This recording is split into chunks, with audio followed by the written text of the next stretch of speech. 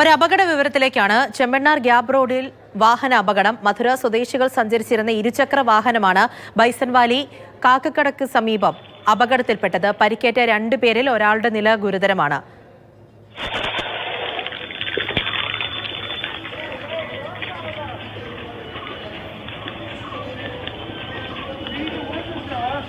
Nitin Thomas വിവരങ്ങളുമായി ചേരുന്നുണ്ട്. നിതിൻ, എങ്ങനെയാണ് ഈ അപകടമുണ്ടായത്?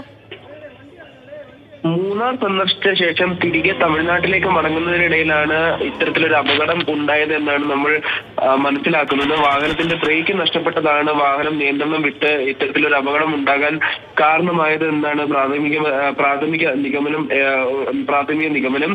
മധുര സ്വദേശികളായ മുനീശ്വരൻ അതുപോലെ തന്നെ മനോജ്, ഇരുവർക്കും 21-23 വയസ്സുകളാണുള്ളത്. ഇരുവരുമാണ് അപകടത്തിൽപ്പെട്ടത്. അപകടത്തെ തുടർന്ന് ഇരുവരെയും ഉടനടി തന്നെ മധുര മെഡിക്കൽ കോളേജിലേക്ക് മാറ്റിയിരുന്നു.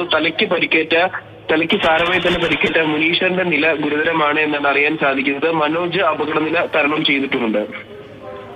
ശരി, അപകടത്തിന്റെ ദൃശ്യങ്ങൾ കൂടിയാണ് ഈ കാണുന്നത്. നിതിൻ തോമസ് ആണ് വിവരങ്ങൾ നൽകിയത്.